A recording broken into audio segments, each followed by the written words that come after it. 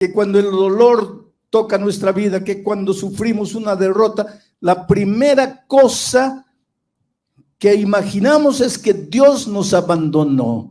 ¿Dónde está Dios? Pero cuando trabajamos nuestra derrota, porque hay que trabajarla, ahí no nos acordamos de Dios para nada. Pero cuando la derrota, ¿por qué Dios? ¿Dónde está Dios, querido? Dios está donde siempre estuvo, a tu lado. Tú eres lo más precioso que Dios tiene en esta vida. Si tú pudieses entender cómo Dios te ama. Vamos a leer lo que dice el texto para esta mañana. Josué, capítulo 7, versículos 6, 7 y 10. Dice así: entonces, ahí ya comenzamos, ¿no? Porque en la palabra de Dios cada palabra tiene sentido. Ese entonces no está por estar. Ese entonces tiene un sentido. Y para que tú entiendas qué significa entonces, tendrías que leer los versículos 1, 2, 3, 4, 5 y 6. Ahí vas a entender por qué el 7 dice entonces. Se está refiriendo a lo que está escrito antes. Por eso cuando se prepara un sermón con un texto, hay que leer el contexto. Hay que ver lo que Dios está hablando antes, lo que Dios habla después. ¿En qué tiempo fue escrito? ¿Para quién fue escrito? ¿Por qué fue escrito? ¿Cómo era la cultura de la gente en los días en que el texto fue escrito? Y cómo traer las lecciones de aquel tiempo para nosotros hoy. Porque un día yo estaba viajando con un extraño a mi lado y empezamos a conversar y él se enteró que yo era pastor y que yo estudiaba la Biblia y él me hizo una pregunta. Me dice con todo respeto, no me lleve a mal, hoy en pleno siglo XXI hay lugar para la Biblia. La Biblia no fue escrita en tiempos antiguos, siglos atrás. La cultura era otra, la gente era otra, la ropa era otra, la comida era otra. ¿Cómo es que un libro tan antiguo puede tener valor hoy? Interesante pregunta, y hay mucha gente que se pregunta la misma cosa. Entonces yo les respondo lo que le respondí a él. Abre la Biblia y casi al principio vas a encontrar la historia de un asesinato. Un hermano mata a su hermano por razones que nadie explica. Ahora abre el periódico de hoy o prende la televisión, oye el noticiero y vas a ver que hermanos matan a sus hermanos. Que hijos matan a sus padres, que vecinos matan a sus vecinos. Los tiempos cambiaron, pero el ser humano no cambió. Los temores de aquellos tiempos son los temores de hoy.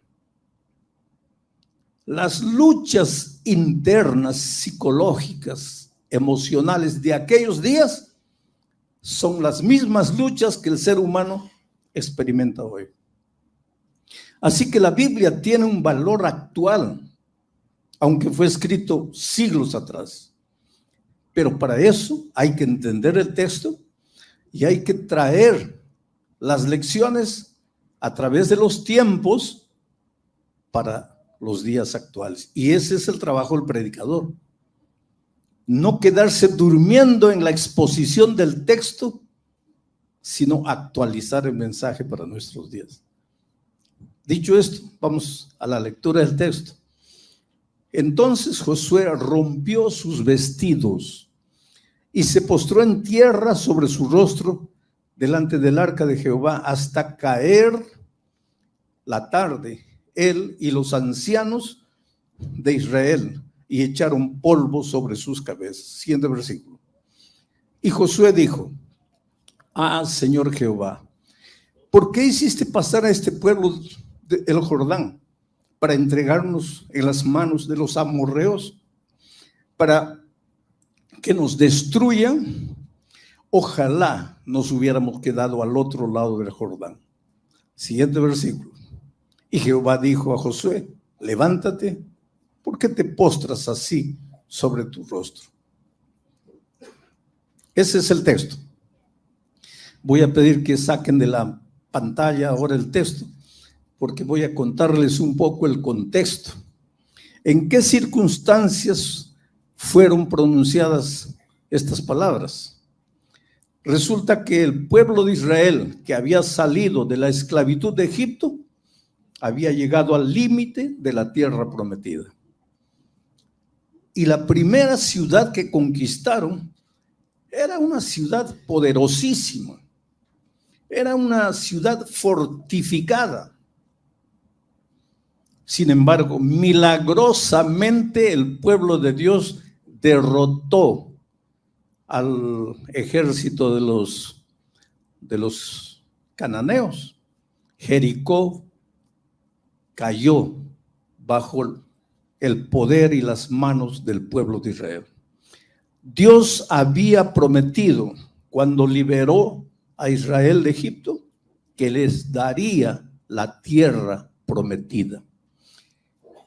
Primera lección: los hijos de Dios no nacimos para la derrota, para el fracaso, para la incompetencia, para la mediocridad, para el pesimismo.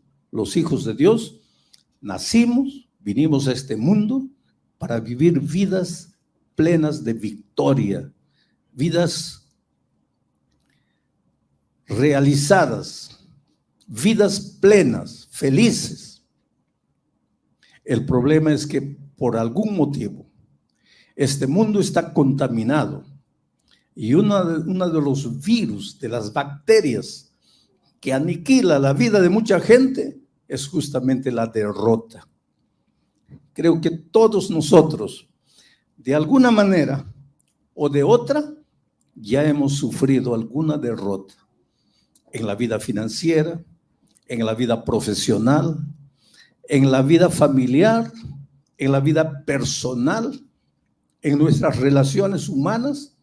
Alguna vez hemos sido derrotados.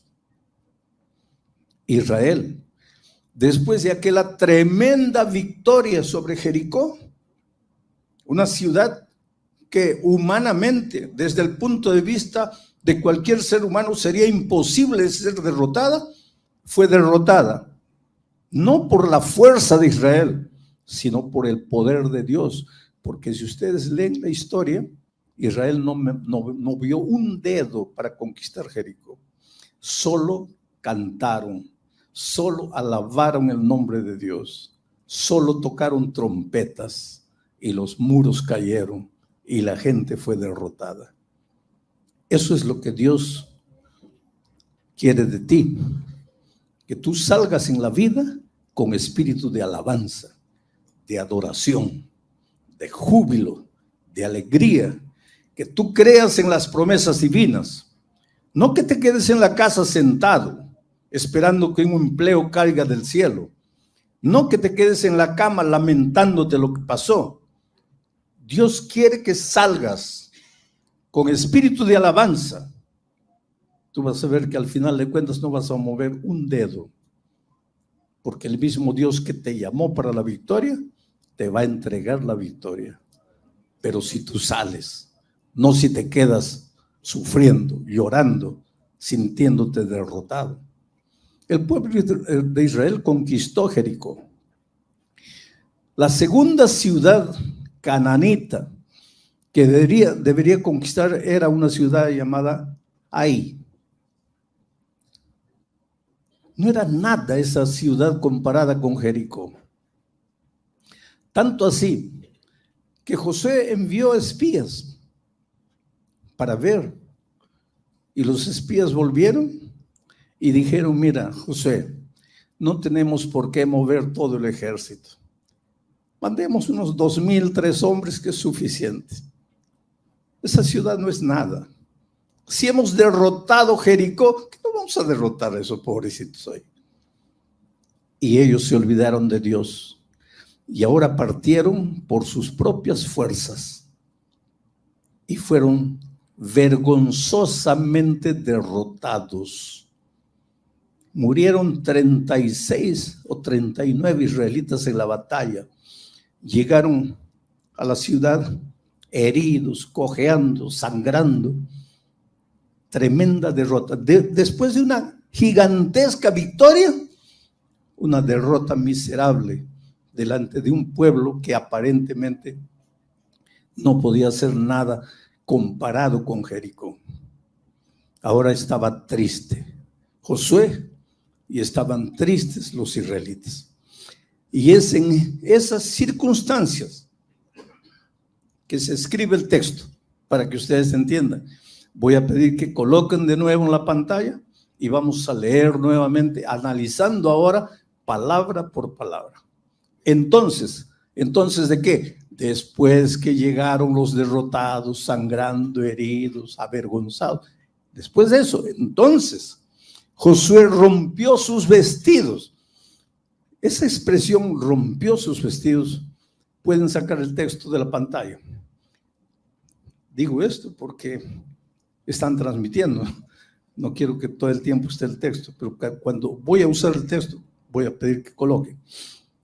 Esa expresión, rompió sus vestidos, es interesante, porque los vestidos hablan. Yo cuando entro a los Estados Unidos y voy de jeans, camiseta, me agarran el pasaporte, me revisan de atrás para adelante, me preguntan. Pero cuando voy así, terno y gravata, puede pasar. Tú puedes argumentar lo que quieras hoy, pero los vestidos hablan. La ropa habla. No, yo me he visto como que tú puedes vestirte lo que quieras, pero el mundo te va a recibir de acuerdo a lo que te vistes. Esa es una realidad. El vestido expresa dignidad. ¿Tú crees que el rey se viste de cualquier manera? Y en aquellos tiempos, hoy día todavía pueden las cosas estar queriendo cambiar, pero en aquellos tiempos, el rey era rey, la reina era reina, los generales eran generales. Josué era el líder se vestía como líder. Los sacerdotes, los ancianos, se vestían como sacerdotes. Tú ves, hay 2, 3 capítulos enteros describiendo la ropa del sacerdote. La ropa era dignidad. Ahora imagínate aquí el líder, vuelvan al texto, rasgando los vestidos. En otras palabras, ¿cuál es el mensaje? No es solo ropa, es que su dignidad, la dignidad de un derrotado, queda por los suelos, queda rasgada. Después que la derrota toca tu vida, parece que te da vergüenza salir a la calle. Te da vergüenza que los otros te miren. Tú piensas mientras caminas que los otros te están mirando y que saben toda tu historia, cuando nadie sabe nada de nada. Pero para ti todos te miran. ¿Por qué? Porque tu propia conciencia te dice que al haber sufrido una derrota, tu dignidad se fue por los suelos. Mira lo que hizo Josué, rompió sus vestidos, se postró en tierra sobre su rostro delante del arca de Jehová. Dios no quería que su pueblo besase el polvo. Dios quería que su pueblo levantase las manos y adorase. Pero aquí está un hombre compungido, un hombre que en el fondo sabía que su derrota era consecuencia de lo que habían hecho, porque si tú lees toda la historia, verás que esa derrota fue primero por la confianza en sí mismos y en segundo lugar porque había un pecado escondido entre ellos. Y entonces ese sentimiento de indignidad lo hace romper los vestidos, postrarse en la tierra besando el suelo. Se quedaron así hasta la tarde, no solo él, sino todos los ancianos de Israel. y se echaron polvo en la cabeza. Quiere decir, esto es lo que la derrota hace con el ser humano. Te hace sentir polvo, te hace sentir que no vales para nada, te hace sentir que aquí acabó todo. Pero querido, la derrota es parte de la vida. 90% de lo que llegas a hacer en la vida, 90% va a depender de tu manera como reaccionas delante de la derrota. 10% puede ser por lo que sucedió en tu vida, pero 90% va a depender de cómo reaccionas a lo que sucedió en tu vida. O la derrota te acaba, o la derrota te destruye, o te aniquila, o te hace creer que no sirves para nada, o la derrota te estimula. Es como un aguijón que te hace saltar, te abre los ojos, y eso va a depender de tu relación con Dios. No te estoy hablando de humanismo barato, porque el humanismo te enseña que la fuerza está dentro de ti. El humanismo te enseña que tienes que sacar la energía interior. El humanismo te enseña que tienes que cerrar los ojos y concentrarte para sacar. Hay una fuerza invisible dentro de ti. Eso es lo que enseña el humanismo. Pero el cristianismo te enseña a dejar de mirarte a ti mismo y a mirar al Señor Jesucristo. Porque cuando tú te ves dentro de ti mismo, solo hay un pozo, es un vacío, es un sentimiento que te atormenta de día, de noche, y no sabes por qué. Yo siempre cuento la experiencia de un hombre millonario en el Brasil, que un día la secretaria le dio un libro mío. Yo agradezco a las editoras del mundo. Aquí la Safeliz es una de las que edita mis libros y creo que es la editorial que esparce mis libros en varios idiomas. Los otros editan en la lengua del país, ¿no? Pero un libro mío llegó a las manos. En Navidad la secretaria le dio de regalo a su jefe un libro mío y él lo dejó ahí, ¿no? Pero un día que se sentía mal, se sentía vacío, comenzó a hojear el libro. Entonces llamó a la secretaria y le dijo: mira, márcame una cita con este hombre. Pobre secretaria, ¿dónde me iba a encontrar? El Brasil es un país de 200 millones de habitantes o más. ¿Dónde me iba a encontrar? Pero jefe es jefe. Y si el jefe es un millonario, pues la muchacha tuvo que ir para aquí, preguntar aquí, hasta que me localizaron. Y yo no tenía tiempo para ir a San Pablo para encontrarme con esta persona. Pero iba a viajar un día, iba a parar en San Pablo. Le dije: lo que puedo hacer es parar ese día, un día ahí, para hablar con este hombre. Y yo sabía quién era. Uno de los hombres más poderosos del Brasil. Cuando hay un movimiento financiero en el país, los periodistas corren a pedirle su opinión. Es un hombre extraordinario. Da trabajo a miles y miles de personas. Y me sentí emocionado cuando me senté frente a él. Y él me dijo: usted se debe estar preguntando por qué lo llamé.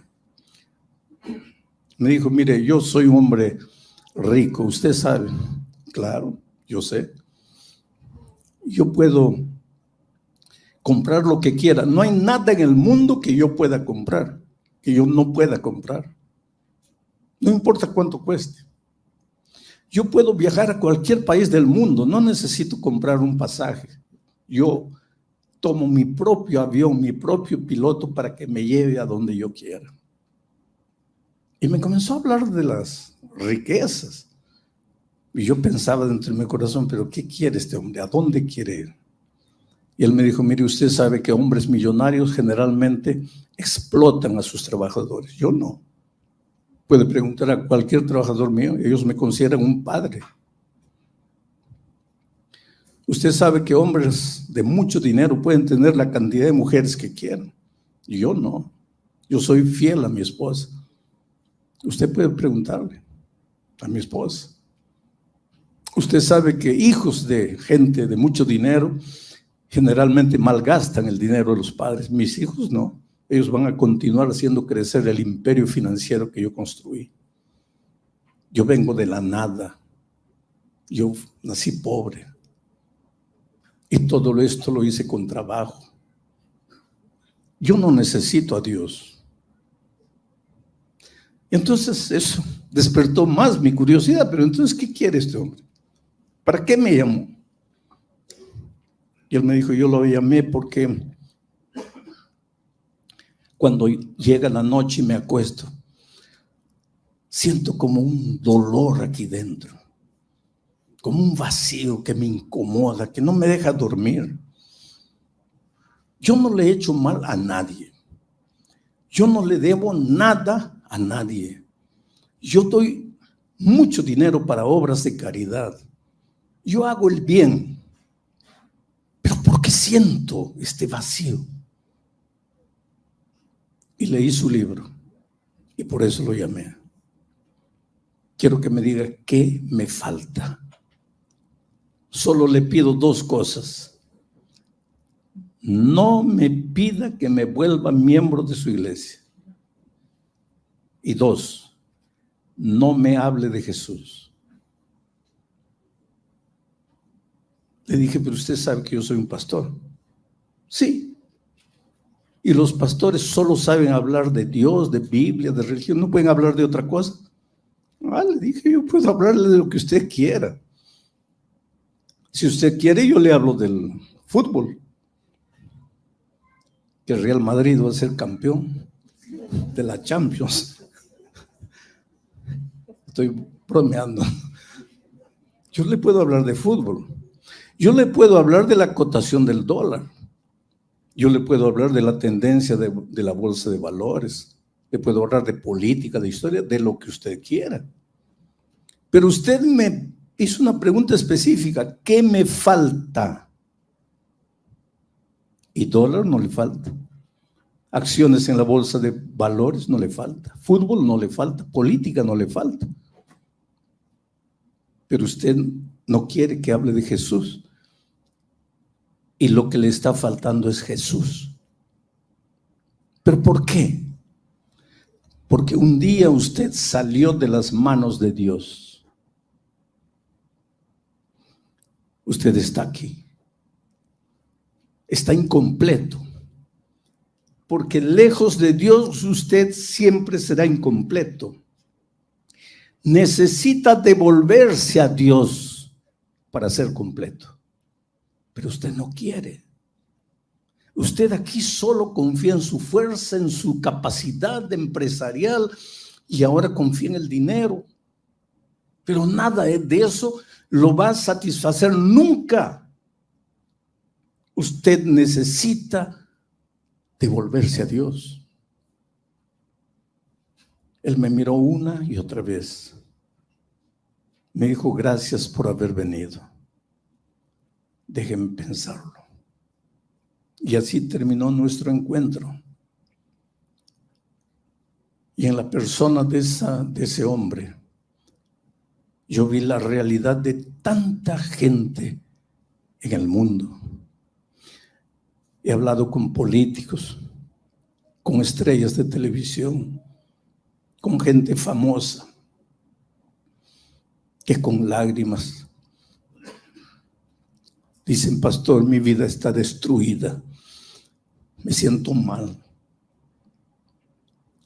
Necesito algo, pero no sé qué. Oh, querido, necesitas a Jesús. El ser humano es un ser humano triple. Tiene tres lados. Un lado físico,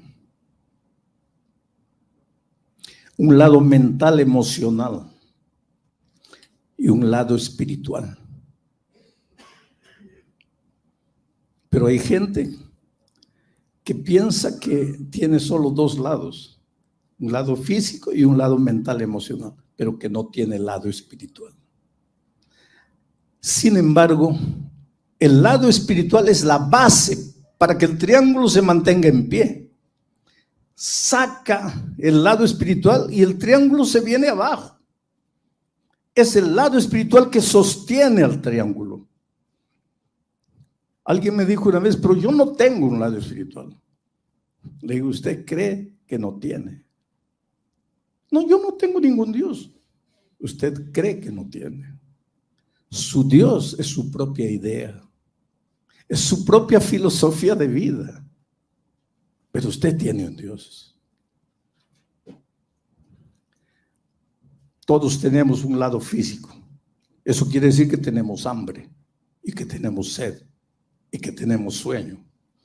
Cuando llegue la hora de comer, tú puedes decir, no, pero yo no tengo un lado físico, yo no creo en el hambre, yo no creo en el hambre. Tú puedes gritar lo que quieras, escribir 5,000 libros hablando de que no existe el hambre, pero cuando llegue la hora de comer, vas a tener que comer. Porque tener un lado físico no depende de ti, eres así. Tener un lado mental, emocional no depende de ti, eres así. Y tener un lado espiritual no depende de ti, porque saliste de las manos de Dios y nunca serás completo si no te devuelves a Dios.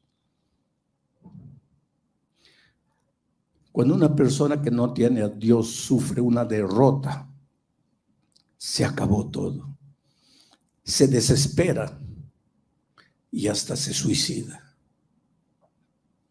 Porque no quiere enfrentar al mundo, porque no quiere enfrentar la vergüenza, la opinión de los otros. Vamos a seguir analizando el texto bíblico. Siguiente texto. Mira lo que Josué le dijo a Dios. Ah, Señor Jehová, ¿por qué hiciste pasar a este pueblo el Jordán? Para entregarnos en las manos de los amorreos, para que nos destruyan. Esa palabra destruyan es clave, porque la derrota te puede destruir, te puede anular, te puede condenar el resto de tu vida a vivir una vida de miseria, de conmiseración, arrastrándote como un gusano por la tierra, comiendo el polvo. Esto es lo que estaba sucediendo con Josué. En primer lugar, él buscó un culpable. ¿Quién es el culpable de la derrota? Y ¿sabes a quién le echó la culpa? A Dios. Mira la respuesta. ¿Para qué nos trajiste? Allá en Egipto éramos esclavos, pero estábamos tranquilos. Ahora, tú nos trajiste, ¿para qué? Para hacernos morir aquí en esta tierra. El culpable es Dios. ¿Por qué será que cuando el dolor toca nuestra vida, que cuando sufrimos una derrota, la primera cosa que imaginamos es que Dios nos abandonó? ¿Dónde está Dios?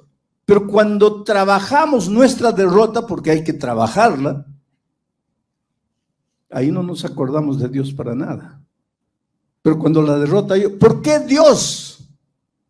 ¿Dónde está Dios, querido? Dios está donde siempre estuvo, a tu lado. Tú eres lo más precioso que Dios tiene en esta vida. Si tú pudieses entender cómo Dios te ama. Es que vivimos en un mundo en que se banalizó la palabra amor. ¿Cómo un hombre puede mirar a la esposa después de 20 años y decir, ya no te amo? mi amor se acabó. ¿Cómo se acabó? El amor no se acaba. Lo que pasa es que nunca amaste.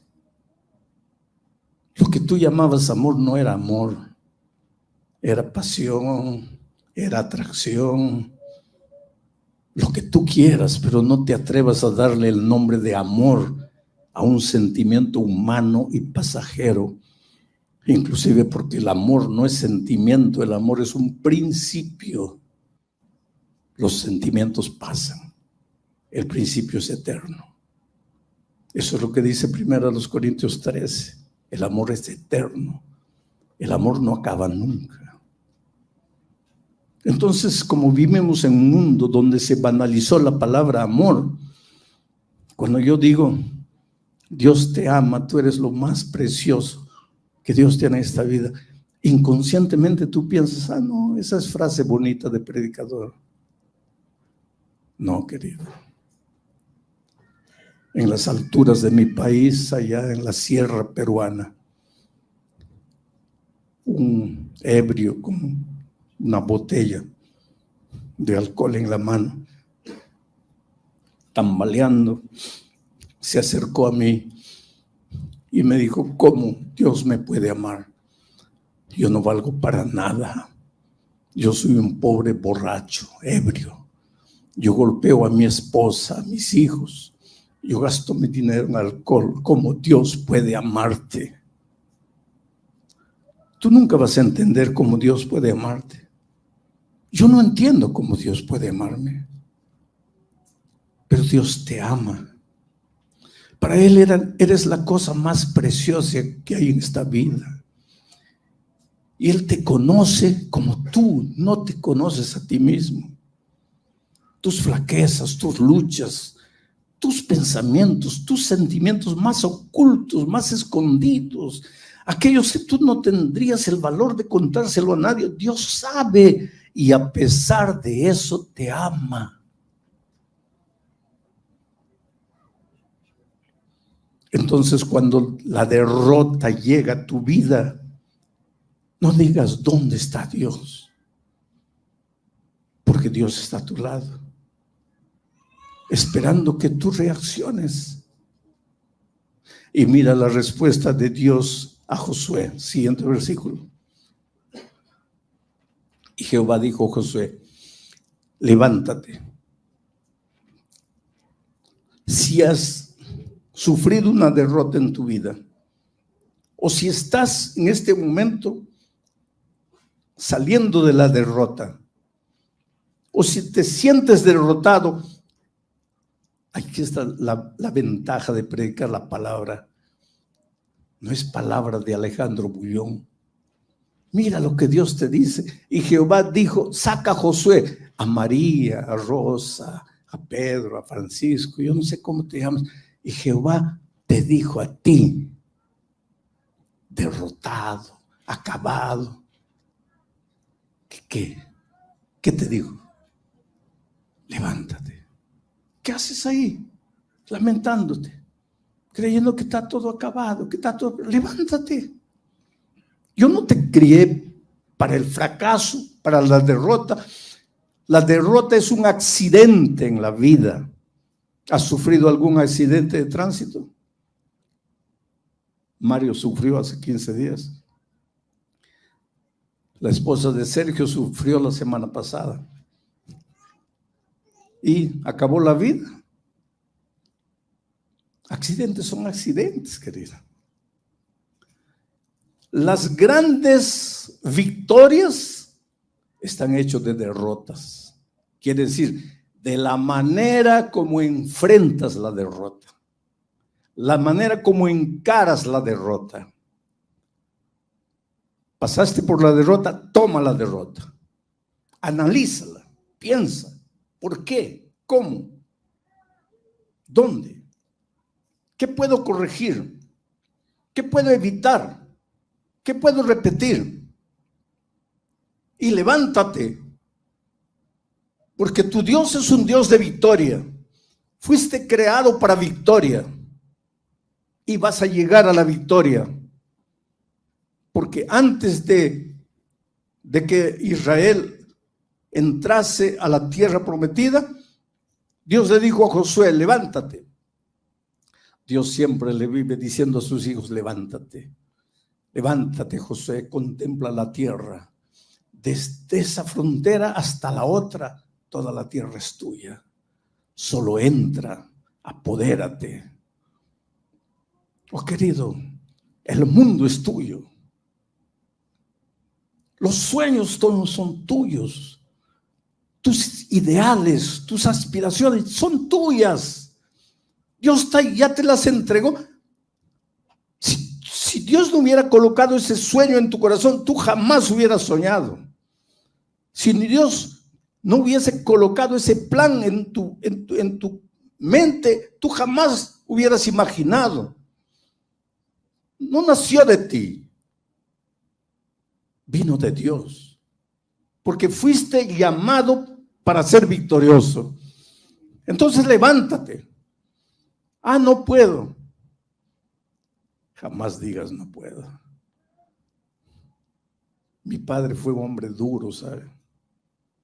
De aquellos hombres estrictos. Dos cosas heredé de mi padre. Nunca llegues tarde. Nunca debas dinero a nadie. Mi padre era un hombre duro y un día me dio un trabajo y se fue. Y yo intenté de una manera, no pude. Y cuando llegó mi padre, yo sabía, el castigo ya venía. Y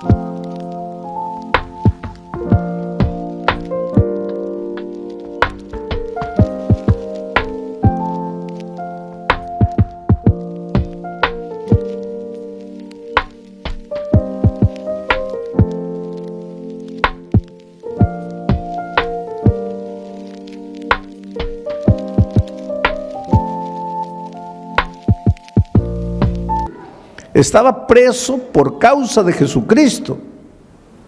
Pero ese no es problema. El sufrimiento que viene a tu vida por causa de Jesucristo, ese no es problema. Lo que él quiere destacar es que él es prisionero de Jesucristo. Y es prisionero del amor, por el amor. Una cosa es ser prisionero de la fuerza, por la fuerza. Y otra cosa es ser prisionero del amor, por el amor. En los tiempos de Pablo había en el Imperio Romano y en todo el territorio que el Imperio Romano dominaba, había 5 millones de esclavos, por lo menos. ¿Cuántos habitantes tiene Sydney? Australia tiene 20 millones. Sydney no debe tener más de 5 millones. O sea, todos los habitantes de Sydney y más era la cantidad de prisioneros que había en los territorios que dominaba el Imperio Romano. Mucho esclavo. Ahora, tú sabes que el esclavo no tiene voluntad propia, porque el esclavo no puede ir a donde quiere, el esclavo no puede hacer lo que quiere, el esclavo no puede estudiar, el esclavo no puede comprar, el esclavo no puede vender, porque el esclavo no es dueño de nada, el esclavo no se pertenece a su señor, a su patrón. En esos tiempos habían patrones que compraban esclavos jóvenes solo para que ellos procreasen 15, 18, 20 hijos. ¿Para qué? Para vender a los esclavitos, porque ellos, los esclavos, no eran dueños ni de sus propios cuerpos, ni de sus hijos. El esclavo no tenía vida. En el fondo, al terminar la serie de estudios de Filemón, tú te vas a dar cuenta que todos nosotros somos esclavos. Esclavos del pecado, esclavos de las circunstancias, esclavos de hábitos, esclavos de nuestro carácter, esclavos del dinero, esclavos de los placeres, esclavos, en el fondo, todos esclavos de un enemigo que quiere destruirte, que quiere verte infeliz, que quiere arruinarte. En los tiempos de Pablo había unos hombres ricos llamados mecenas. Después, más adelante, los mecenas fueron conocidos como hombres ricos que ayudaban a artistas, a pintores, a escritores, a músicos.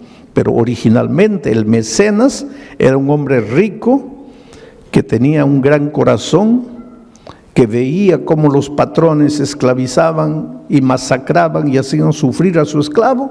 Entonces ese hombre rico, como tenía mucho dinero, iba y le decía al patrón: ¿cuánto quieres por este esclavo? 10,000 dólares. Muy bien, aquí están tus 10,000 dólares, dame al esclavo. Entonces se lo llevaba al esclavo a su tierra, a su casa. Y cuando llegaba aquí le decía: mira, te he comprado, pero ahora estás libre. ¿Cómo libre? Libre. Pero no has pagado 10,000 dólares. Sí, pero no he pagado 10,000 dólares para esclavizarte. He pagado 10,000 dólares para darte la libertad. Estás libre. Y ese esclavo se sentía tan comprometido, tan sensibilizado, que a veces le decía: mira, gracias, pero no quiero ser libre. Yo quiero ser tu esclavo. Y entonces el mecenas le decía: está bien, si quieres puedes quedarte en casa. Sí, pero te voy a servir. Está bien, si quieres puedes servirme, pero recuerda que lo vas a hacer por amor, no por la fuerza. Allá eras esclavo por la fuerza. Aquí, si tú quieres, puedes seguir siendo esclavo, mas ahora vas a ser esclavo por amor. Me sirves no por obligación, me sirves porque quieres, me sirves porque me amas, me sirves por gratitud, no por obligación. Entonces, en este mundo, querido, tú tienes que escoger: o ser esclavo del enemigo de las almas por la fuerza, o ser esclavo de Jesucristo por amor. Por eso Pablo se identifica aquí como esclavo de Jesucristo por amor. Y ahora tú te preguntas: pero pastor, ¿no es la misma cosa? No, no es la misma cosa. Cuando tú le entregas la vida a Jesucristo, es porque te enamoras de Él. Porque entiendes que un día tú estabas aquí en la miseria, oprimido. Queridos, esto aquí no es vida. Esto aquí no es vida. Eres esclavo de cosas, de detalles. El enemigo te tiene aquí masacrado. Por eso Pablo en su epístola a los Colosenses le llama a esto el reino de la muerte. Tú te escapas del Señor Jesucristo, vienes para esta tierra pensando que vas a ser libre y te entregas al reino de la muerte. Aquí no eres feliz. Aquí tu hogar se destruye. ¿Por qué? Porque tú mismo estás destruido por dentro. Y Jesucristo viene, ingresa al reino de la muerte. Y te compra, no con oro ni con plata, no te compra por $10,000, te compra con su sangre preciosa. Y te lleva al territorio de la vida y te dice: hijo, ya pagué el precio, ya no necesitas vivir sufriendo como antes, estás libre. Y ahora tú amas al Señor Jesucristo y le dices: Señor, está bien, estoy libre, pero te voy a servir por amor. Vamos a seguir analizando el texto. Dice Pablo, prisionero de Jesucristo, y el hermano Timoteo, que ayudaba como secretario a Pablo, escribe al amado Filemón, colaborador nuestro, al amado Filemón. No era amado de Pablo, aunque Pablo lo amaba. En el fondo, Filemón era amado del Señor Jesucristo, amado de Dios. Y esta es otra de las cosas que tienes que entender. Tú eres amado de Dios, tú eres precioso para Dios. En todos estos años de pastor, para mí, la cosa más difícil ha sido hacerle entender al ser humano que es amado de Dios. Te voy a decir una cosa: Dios te ama de una manera que tú jamás vas a entender. Dios te ama. La gente dice así: pero pastor, ¿cómo Dios puede amarme si yo soy malo? Dios te ama. Si eres bueno, te ama. Si eres malo, te ama. Si aceptas la palabra de Dios, te ama. Si la rechazas, te ama. Si te portas bien, te ama. Si te portas mal, te ama. Hay dos cosas que necesitas colocar en tu mente. No hay nada que puedas hacer para que Dios te ame, porque Dios ya te ama sin que hagas nada. Y hay otra verdad: no hay nada que puedas hacer para que Dios deje de amarte, porque hagas lo que hagas, Dios siempre te va a amar. El otro día un viejito, un ancianito, me dice: pastor, no diga eso. ¿Por qué? Porque si usted dice eso, los pecadores van a decir: pues si Dios me ama, entonces ¿para qué me preocupo? Ya Dios me ama. Quiere decir que yo tengo que adaptar lo que Dios dice a mi manera de pensar. No puedo. A mí humanamente, los que merecen amor son los buenos. Los malos no merecen amor. Eso es para mí como ser humano. Pero Dios es Dios. Y la Biblia dice que Dios es amor. No dice que Dios tiene amor, dice que Dios es amor. Yo creo que los seres humanos difícilmente logramos entender esto, porque para nosotros los hombres, aquí está Dios y aquí está su amor. Pero desde el punto de vista bíblico, Dios está aquí y su amor. No hay separación entre Dios y su amor. Dios es amor. Y para que entiendas bien esto, te voy a hacer una ilustración tonta, porque esta ilustración es tonta. ¿De qué está hecho este púlpito? De microfibra. ¿De qué está hecho mi traje de tela. ¿De qué está hecho mi zapato? De cuero. ¿De qué está hecho este micrófono? De metal. Y ahora viene la pregunta tonta. ¿De qué está hecho Dios? Pues es una tontería, Dios no está hecho. Dios es Dios. Pero solo para que entiendas, y si estuviera hecho Dios, ¿de qué estaría hecho? ¿Cuál es la sustancia de su ser? ¿Cuál es la esencia de su ser? Pues Dios es amor. Por lo tanto, cuando tú dices, si te portas mal, Dios te va a dejar de amar, ¿qué tontería estás diciendo? Estás diciendo, si te portas mal, Dios va a dejar de ser amor. Dios nunca va a dejar de ser amor. Dios nunca va a dejar de amarte. Él es Dios, Él es amor. Él jamás te va a dejar de amar. Entonces, pastor, no necesito preocuparme porque ya estoy salvo. No digas eso. Porque yo te estoy hablando del amor de Dios, no te estoy hablando de la salvación. Hay mucha gente que se va a perder a pesar del amor de Dios. Porque el amor de Dios no te va a salvar. Para salvarte necesitas aceptar el amor de Dios. Y cuando tú estás aquí en el territorio de la muerte, tú no quieres a Dios. Dios te ama. ¿Acaso Dios no dice, no quiero la muerte del impío, sino que se arrepienta y regrese? Pues aquí está Dios, no quiere tu muerte. Pero si tú estás en el territorio de la muerte y no aceptas a Dios, pues te vas a morir. No porque Dios dejó de amarte, sino a pesar de que Dios te ama. Querido, nunca te preguntes, ¿dónde está Dios cuando el dolor llega a tu vida? Porque Dios está siempre en el mismo lugar. No es Dios que te deja, eres tú que deja a Dios. No es Dios que te abandona, eres tú que lo abandonas.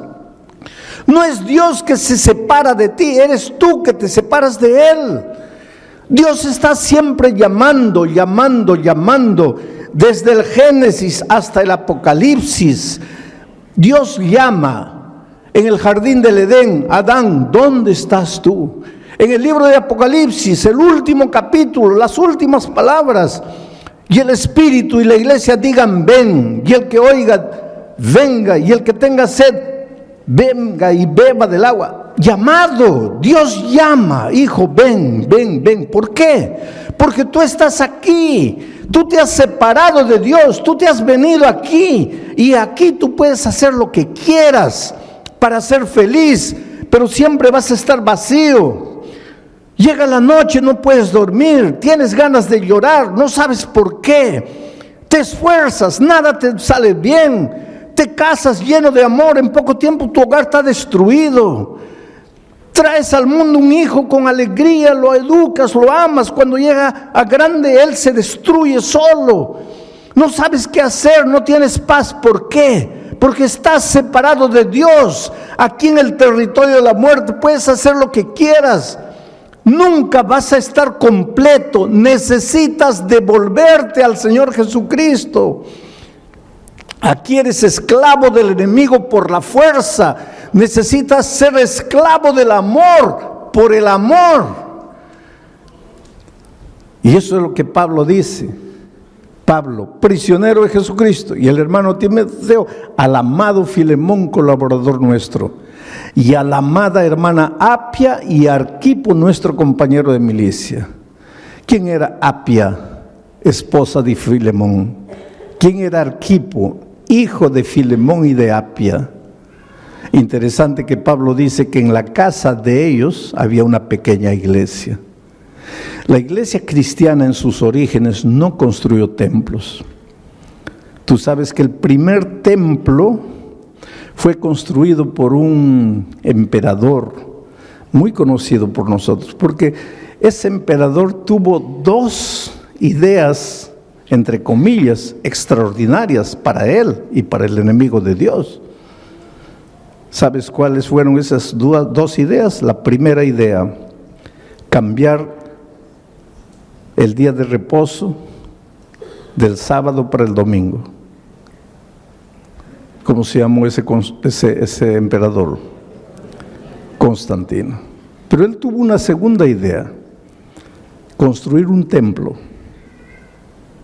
Porque hasta Constantino nunca se había construido templos. Y te estoy hablando del siglo III. ¿Y dónde se reunía la iglesia cristiana en sus primeros años? En las casas o en las sinagogas, porque habían judíos enteros que se convertían y la sinagoga se quedaba vacía. Y entonces se reunían en las sinagogas, pero en la sinagoga no había púlpito, la gente no estaba ahí y el predicador aquí. En la sinagoga las bancas eran así. Entonces se conversaba, se estudiaba. Y después en las casas. Y en la casa de Filemón estaba su esposa Apia, su hijo Arquipo, y ellos se reunían en la casa para estudiar la palabra de Dios, invitaban a sus vecinos, y entonces esa familia de 3 ya tenían 4, 8, 10 estudiando la palabra de Dios, y cuando ya se hacía un grupo que no cabía en la sala, entonces se dividía el grupo y se abría en otra casa, y cuando llegaban a 12 se dividían y se iban a otra casa, y la iglesia se multiplicaba de esa manera.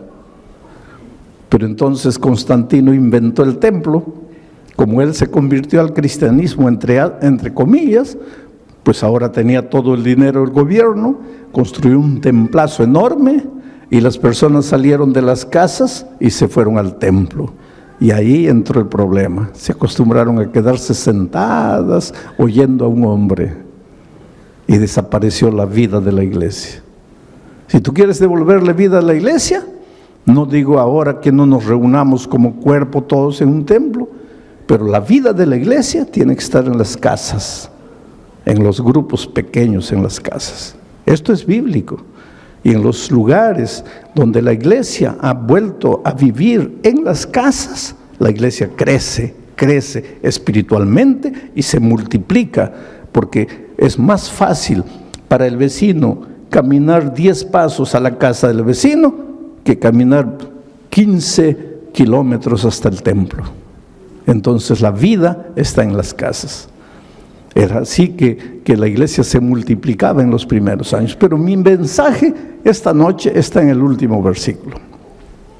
Gracia y paz a vosotros, de Dios nuestro Padre y del Señor Jesucristo.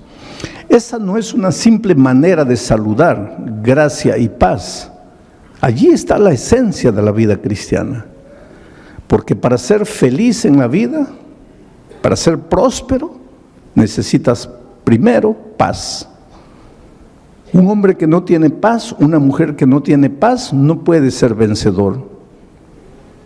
Si tú te preguntas, pastor, ¿por qué nada me da resultado en la vida? Yo te respondo en el nombre de Jesucristo: no tienes paz en tu corazón.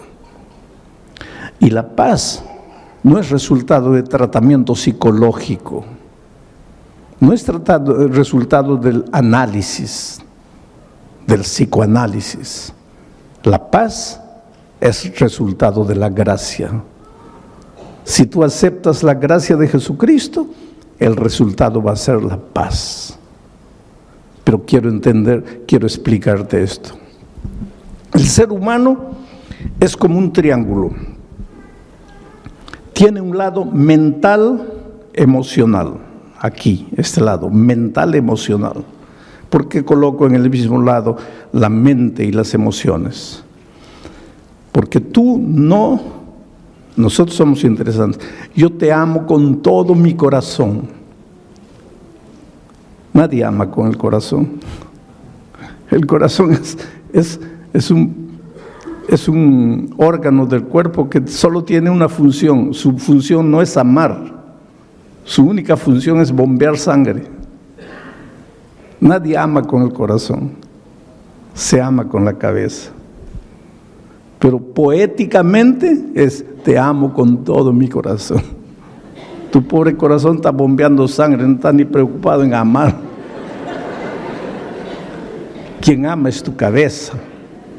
Una persona odia con la cabeza. Una persona peca comenzando con su cabeza.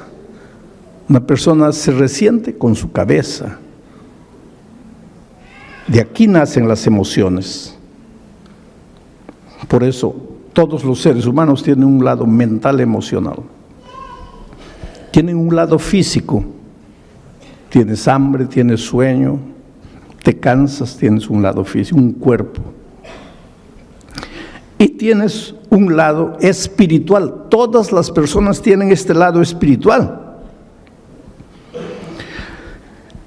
La felicidad en la vida, si quieres ser feliz, es simple. Este triángulo tiene que estar perfecto. Cuando este triángulo se desregula, eso se llama infelicidad. Cuando este triángulo se va para aquí o se va para allá, cuando este triángulo se deforma, allí surge el desorden humano. Por eso, para ser plenamente feliz, el triángulo tiene que estar perfecto, así. La base de ese triángulo es esto, el lado espiritual. El lado espiritual es lo que le da sustentación al triángulo. Cuando tu lado espiritual va bien, tu lado emocional mental va bien y tu lado físico va bien. Pero la base es el lado espiritual. Esto se llama paz. Estás en paz cuando estás en armonía, cuando el triángulo está perfecto. Todos los seres humanos tenemos un lado mental emocional, un lado físico y un lado espiritual, quieras o no quieras. El otro día yo viajaba de San Pablo a Brasilia, y a mi lado estaba sentado un periodista brasileño famoso por ser un gran periodista y famoso por ser ateo. Y él no esconde el hecho de que sea ateo. Pero en la conversación, pues, me preguntó quién era, yo le dije que era pastor. Y comenzamos a hablar de asuntos espirituales. Y él me dice, mire, pastor, yo no soy un ser espiritual. ¿Por qué? Porque yo no creo en Dios. Le digo, pero usted puede no creer en Dios, pero usted tiene un lado espiritual. No, pastor, no me entiende. Yo no creo en Dios, yo no creo en esas cosas, por lo tanto yo no tengo ese lado espiritual. Hay mucha gente que piensa así, no, yo no tengo el lado espiritual. No, eso no depende de ti, querido. Eso no depende de ti. Tú estás vivo, entonces eres un ser mental, emocional, físico y espiritual, aunque no quieras. Por ejemplo, si tú me dices, pastor, yo no tengo el lado físico, yo no tengo hambre. Está bien, puedes decir, pero vas a tener hambre. No, yo no creo en el hambre. Está bien, puedes no creer, pero vas a tener hambre. Pero pastor, yo puedo escribir un libro diciendo que el hambre no existe, pero cuando llega la hora de comer, vas a tener que comer, porque eso no depende de ti. No eres tú. Dios te ha hecho así. Tú odias, tú amas, porque tienes un lado espiritual. Tú tienes hambre, tú te cansas, tú duermes, porque tienes un lado físico, no depende de ti. Y tú tienes un lado espiritual, no depende de ti, lo tienes. ¿Sabes cuál es la tragedia del ser humano? Que hace todo para desarrollar su lado mental, emocional. Hace todo para desarrollar su lado físico, pero no hace nada para desarrollar su lado espiritual. Y sin embargo es el lado espiritual que sustenta la unidad de su ser. Entonces por eso es que el ser humano en este lado le va bien, tiene un título doctoral, tiene buen empleo, pues hace psicoanálisis, pero algo le falta. En este lado pues hace ejercicio, se cuida, se alimenta bien, pero algo le falta. Y se pregunta, pero ¿por qué no soy feliz? Pero es que te está faltando el lado espiritual. Y para que sientas que está bien esto, tienes que devolverte al que te creó. Porque hay una cosa, tú viniste de las manos de Dios, por lo menos Yo espero que tú creas que viniste de las manos de Dios, y si esta noche estás aquí es porque crees que has venido de las manos de Dios. Si no viniste de las manos de Dios, solo puedes ser fruto de la evolución. Hay mucha gente que cree que el ser humano es fruto de la evolución. Si eres fruto de la evolución, entonces eres fruto del acaso. Eres una coincidencia.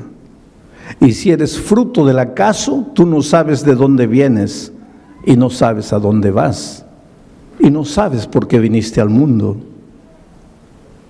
Yo prefiero creer que vengo de un Dios de amor, que tiene un plan para mí, y que si las cosas no están andando bien en mi vida es porque no he descubierto ese plan. ¿Dónde está ese plan? En la palabra de Dios. El otro día alguien me dice, pero pastor, yo no quiero estudiar la Biblia porque no quiero cambiar de religión. Hay mucha gente que piensa que hay que estudiar la Biblia para cambiar de religión. La Biblia no tiene nada que ver con religión. La Biblia tiene que ver con la vida, con tu vida. Por eso Pablo, cuando empieza su carta, dice, te deseo paz, pero nunca vas a tener paz si primero no tienes gracia. ¿Qué cosa es gracia? Viene de la palabra gratis. No tienes que hacer nada para salvarte. No tienes que comprar la paz. No tienes que comprar el sueño. No tienes que comprar el amor. Tú no eres salvo porque merece. Nadie merece. Todos estamos destituidos de la gloria de Dios. Todos hemos pecado. Tú necesitas gracia. Tú necesitas ser amado, tú necesitas devolverte, tú necesitas reconocer que lejos de Jesús nunca serás feliz. Por eso estas 4 noches te voy a mostrar tu necesidad de Jesucristo. Pastor, ¿esto que acabo de predicar funciona? Claro que funciona. Y te voy a mostrar ahora con una historia de la vida real cómo esto funciona. Yo estaba predicando hace algunos años atrás en la ciudad de Santa Cruz de la Sierra, en Bolivia. ¿Hay algún boliviano aquí? Bueno, ahí hay una señora boliviana, qué bueno. ¿No es de Santa Cruz de la Sierra? No, muy bien. Yo estaba predicando en Santa Cruz de la Sierra. Ahora en el mes de septiembre vuelvo a Santa Cruz de la Sierra, vuelvo a Bolivia para predicar 4 noches, una en La Paz, otra en Oruro, otra en Cochabamba y otra en Santa Cruz. Pero yo estaba predicando en Santa Cruz en un estadio así cubierto para unas 5,000 personas. Y pues todas las noches cuando yo termino de predicar hago un llamado, pido a las personas, ¿cuántos quieren aceptar a Jesucristo y venir aquí adelante? Esta noche también voy a hacer una invitación, más adelante, ahorita no. Pero ¿por qué digo que las personas se levanten y vengan? Por un simple motivo. Yo no soy simplemente un expositor de un tema, yo soy un pastor, yo soy un predicador. Y mi misión no es solo exponerte un tema y decirte que Dios te bendiga. Mi misión es llamarte, traerte a Jesucristo, es hacer que tú le abras el corazón a Jesús. Y es por eso que al final de mi mensaje siempre digo, ¿cuántos quieren levantarse y venir y entregar la vida a Jesucristo? Y eso es lo que hice allá en Santa Cruz de la Sierra. Y la primera persona que se levantó fue un borracho, un ebrio. Pero no era un ebrio porque hay un ebrio que se puede controlar. Este pobrecito estaba acabado por la vida. Y vino por el corredor así, todo tambaleándose. Y pues lógicamente que la gente comenzó a reír, porque seguramente pensaba, ese pobre hombre no sabe ni entiende lo que está haciendo. Y el pobrecito vino aquí y se paró aquí y ni podía estar firme, aquí también estaba todo así. Y lloraba. Y pues tampoco eso es raro, porque los borrachos lloran por todo, ¿no? Entonces estaba ahí llorando. Pero lo que me llamó atención es que era un andrajoso, ropa sucia. Se notaba que esa ropa no salía de su cuerpo hace meses. todo mugriento, cabello largo, sucio, barba, y olía mal, olía feo, porque después de él mucha gente comenzó a venir, pero cuando llegaban cerca de él, así con discreción se retiraban un poco distante, porque no podían aguantar el olor de ese hombre, horrible.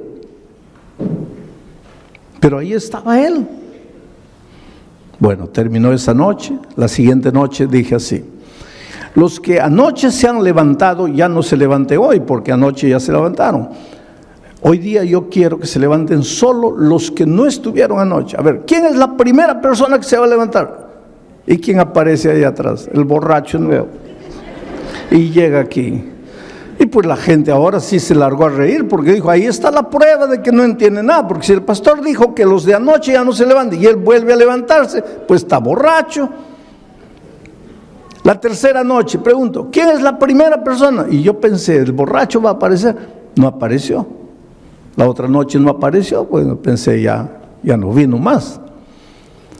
Pero la última noche hice otra invitación. Dije, mire, todas las noches les he llamado para que ustedes se levanten y vengan y le entreguen la vida a Jesucristo. Pero esta noche quiero invitarles, ¿cuántos quieren bautizarse? Y la primera persona que se levantó fue un hombre, camisa blanca, pantalón jeans, y traía una Biblia en la mano, y venía así. Y llegó aquí al frente. Se notaba que estaba bien peinadito, porque se había echado bastante gel en la cabeza, su cabello estaba duro. Y aquí al frente con su Biblia así lloraba, y lloraba, y lloraba. Mucha gente vino esa noche. Y yo le dije, espera, yo te conozco a ti. Y él levantó la cabeza y dice, pastor, el borracho soy yo. Pero no estaba borracho, estaba sano, se había bañado, se había cortado el cabello, la barba, estaba bien vestido. Bueno, terminó aquella noche, comenzó el bautismo, yo me fui al camarín, estaba sentado ahí. Cuando salgo lo veo en el corredor llorando. Y me acerco y le digo, oye, ¿qué fue? Y él dice, pastor, es que yo quise bautizarme esta noche, pero los hermanos no quieren. Dicen que si el domingo yo he estado borracho, ¿cómo me voy a bautizar hoy día? Ellos quieren que yo espere. Y él dice, sí, yo entiendo, pastor. ¿Quién va a creerme? ¿Quién va a creer en mi conversión si hace 5 días yo estaba borracho? Lo que nadie sabe es mi historia, pastor. ¿Qué historia? Me dice, pastor, yo tenía 20 años, 21 años, era un ingeniero bien empleado en una de las mejores empresas mineras de mi país. Una carrera profesional brillante. Me casé con otra niña de 20 años. Nos fuimos de miel. Y cuando regresábamos, yo dormité en el tránsito, en el volante. El carro salió, caí a un abismo.